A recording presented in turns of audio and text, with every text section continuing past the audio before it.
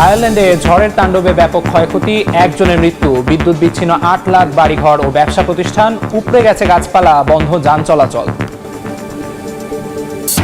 ক্ষমতা গ্রহণের 5 দিন পরই দাবানলে ক্ষতিগ্রস্ত লস অ্যাঞ্জেলেস পরিদর্শনে গেলেন ট্রাম্প। সর্বাত্মক সহায়তার প্রতিশ্রুতি, উচ্চপদস্থ কর্মকর্তাদের সঙ্গে বৈঠক। ইউক্রেন যুদ্ধ বন্ধে ট্রাম্পের সঙ্গে আলোচনায় বসতে রাজি পুতিন। 2020 সালের মার্কিন নির্বাচনে জালিয়াতির কারণেই সংকটের শুরু, দাবি রুশ প্রেসিডেন্টের।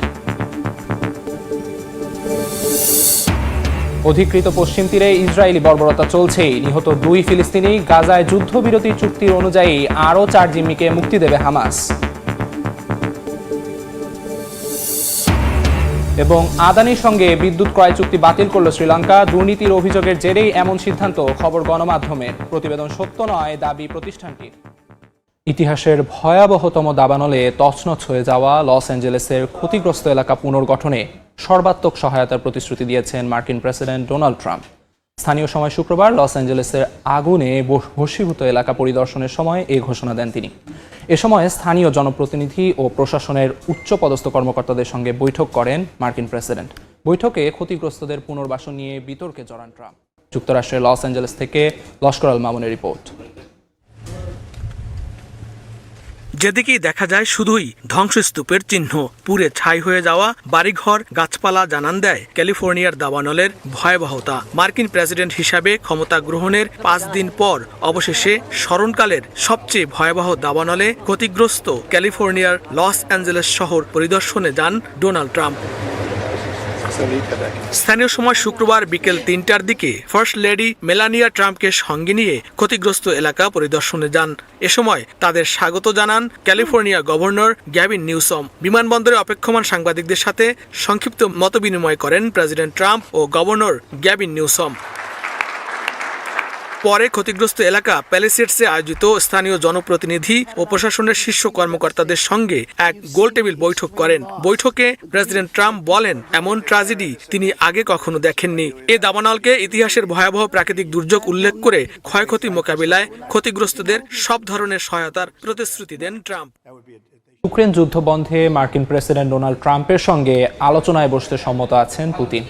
গণমাধ্যমে দেয়া সাক্ষাৎকারে এই বিষয়টি জানিয়েছেন তিনি। এ সময় তিনি দাবি করেন 2020 সালের মার্কিন প্রেসিডেন্ট নির্বাচনে জালিয়াতির মাধ্যমে ট্রাম্পকে না হারানো হলে ইউক্রেন রাশিয়া সংকট সৃষ্টিই হতো না। এদিকে যুদ্ধের ময়দানে পাল্টাপাল্টি হামলা চালিয়ে যাচ্ছে রাশিয়া ও ইউক্রেন। এতে 3 জন নিহত ও বেশ কয়েকজন আহত হয়েছেন। ইউক্রেনের পূর্ব ও মধ্যাঞ্চলে ব্যাপক হামলা চালিয়েছে রুশ সেনারা। এতে হতাহত হয়েছেন বেশ কয়েকজন। অভিযান চালিয়ে দোনেস্কের আরও একটি বসতি দখলে নেয়ার দাবি করেছে পুতিন বাহিনী।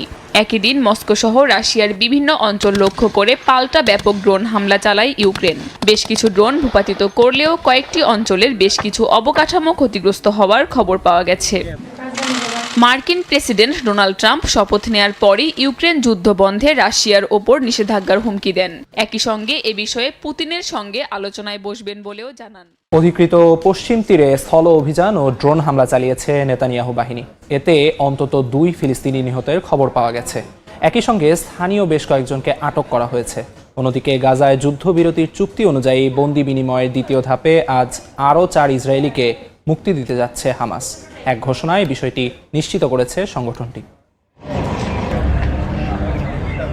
যুদ্ধবিরতির পরেও ইসরায়েলি বাহিনীর হামলা থেকে রেহাই পাচ্ছে না অসহায় ফিলিস্তিনিরা। পশ্চিম তীরের জেনিন শহরে মঙ্গলবার শুরু হওয়া ইসরায়েলি বাহিনীর অভিযান অব্যাহত আছে এখনও। শুক্রবার ফিলিস্তিনের স্বাস্থ্য মন্ত্রণালয় জানায়, ইসরায়েলি সেনাদের হামলায় অঞ্চলটির কাবাদিয়া শহরের কাছে বেশ কয়েকজন হতাহত হয়েছেন। এদিন জেনিনের শরণার্থী শিবিরেও হামলা চালায় নেতানিয়াহুর সেনারা। স্থল অভিযানের পাশাপাশি চলছে ড্রোন হামলাও। এরই মধ্যে বেশ কয়েকজন ফিলিস্তিনিকে আটক করে নিয়ে গেছে ইসরায়েলি বাহিনী। এদিকে গাজায় যুদ্ধবিরতির চুক্তি অনুযায়ী বন্দি বিনিময়ের দ্বিতীয় ধাপে স্থানীয় সময় শনিবার আরও 4 ইসরায়েলি সেনাকে মুক্তি দেবে ফিলিস্তিনের স্বাধীনতাকামী সংগঠন হামাস। জানা গেছে, মুক্তি পেতে যাওয়া ওই 4 জন ইসরায়েলি নারী সেনা। তাদের নামও ঘোষণা করেছে হামাস। সংগঠনটি জানায়, কারিনা এরিয়েভ, ড্যানিয়েলা গিলবোয়া, নামা লেভি ও লিরি আলবাগ নামের এই 4 সেনাকে এদিন মুক্তি দেয়া হবে। সহায় সম্বল হারিয়ে যুদ্ধবিধ্বস্ত গাজার অসহায় বাসিন্দাদের নির্ভর করতে হচ্ছে ত্রাণের ওপর। যুদ্ধবিরতির পঞ্চম দিন বৃহস্পতিবার গাজায় 653 ট্রাক ত্রাণ ঢোকে বলে জানায় বিভিন্ন গণমাধ্যম। কিন্তু বাসিন্দাদের চাহিদার তুলনায় তা অনেক কম বলে জানিয়েছেন অনেক বাসিন্দা। দ্রুত ত্রাণ সহায়তার পরিমাণ বাড়ানোর প্রত্যাশা তাদের। জাতিসংঘ জানায় তহবিল সংকট গাজায় সহায়তা কার্যক্রমে প্রভাব ফেলতে পারে, কঠিন হয়ে যেতে পারে সহায়তার লক্ষ্যমাত্রায় পৌঁছানো। গাজায় যুদ্ধবিরতিতে আতঙ্কের অবসান হলেও 15 মাসের রক্তক্ষয়ী যুদ্ধের ছাপ রয়ে গেছে সবখানে। গাজাবাসী হারিয়েছেন স্বজন, ঘরবাড়ি থেকে শুরু করে সহায় সম্বল। আবার ইসরায়েলি বাহিনীর ভয়াবহ হামলায় অনেকেই পঙ্গুত্ব বরণ করেছেন। এ অবস্থায় মানবেতর জীবনযাপন করছেন তারা। গাজার আকাশে এখন আর যখন তখন ইসরায়েলি বাহিনীর ক্ষেপণাস্ত্র দেখা যায় না। রাত বিরেতে ভয়ঙ্কর বিস্ফোরণে ঘুম ভাঙে না বাসিন্দাদের। 19 জানুয়ারি কার্যকর হওয়া হামাস ইসরায়েল যুদ্ধবিরতি চুক্তিতে গাজাবাসীর জীবনে নেমে এসেছে স্বস্তি। তবে যুদ্ধবিরতি কি শান্তি ফিরিয়ে দিতে পারবে গাজাবাসীর জীবনে? 15 মাসের যুদ্ধে নেতানিয়াহুর সেনাদের বর্বর হামলায় যারা সর্বস্ব হারিয়েছেন তারা কতদিনে ঘুরে দাঁড়াতে পারবে? যারা হামলার মুখে পঙ্গুত্ব বরণ করেছেন তাদের জীবনই বা কোন দিকে মোড় নেবে? গাজার যুদ্ধে পা হারানো ফিলিস্তিনি নাগরিক মোহাম্মদ বাদাবিরও একই প্রশ্ন। পরিবারের জন্য খাবার জোগাড় করতে গিয়ে হামলার মুখোমুখি হন তিনি। এখন প্রতিটি দিন তিনি অপেক্ষার প্রহর গুনে চলেছেন, কবে সীমান্ত খুলবে আর তিনি দেশের বাইরে গিয়ে পায়ের চিকিৎসা করাবেন। যুদ্ধের আগে আমি ফুটবল খেলতাম, এখন আমি হাঁটতেই পারি না। রাফাতে কোনো হাসপাতালও নেই, সব ধ্বংস হয়ে গেছে। পায়ের ড্রেসিং বদলানোরও সুযোগ নেই। আমি শুধু আমার দু পায়ে ভর দিয়ে দাঁড়াতে চাই, কিন্তু কিভাবে তা সম্ভব হবে জানি না। যুদ্ধ বিধ্বস্ত গাজায় অধিকাংশ স্থাপনাই ধ্বংস হয়ে গেছে। অস্তিত্ব আছে শুধু ধূলিসাৎ হয়ে যাওয়া কংক্রিটের। এ অবস্থা যেন মরার উপর খাড়ার ঘা হয়ে উঠেছে যুদ্ধে আহত মানুষদের জীবনে। ভেবেছিলাম বাড়ি ফিরে এলে একটু শান্তি পাবো, কিন্তু ফিরে দেখি আমার বাড়ি নিশ্চিহ্ন হয়ে গেছে। একটা বাথরুমও এখানে নেই। জানি না এখানে কিভাবে বাথরুমের ব্যবস্থা হবে, কারণ আমার পা বহন করে নেয়ার জন্য আমার সঙ্গে কাউকে লাগে। বাথরুমে যাওয়াও আমার জন্য কষ্টকর। এমন অবস্থা শুধু একজনের নয়, গাজার অধিকাংশ মানুষই কোনো না কোনোভাবে ক্ষতিগ্রস্ত হয়েছেন ইসরায়েলি আগ্রাসনে। থমকে গেছে তাদের জীবনযাত্রা। দুবেলা দুমুঠো খাবারের জন্য নির্ভর করতে হচ্ছে ত্রাণের ওপর। তবুও যুদ্ধবিরতিতে আশায় বুক বাঁধছেন তারা। একদিন শেষ হবে এই দুঃখ দুর্দশা। খোলা আকাশের নিচে নিশ্চিন্তে নেবেন নিঃশ্বাস।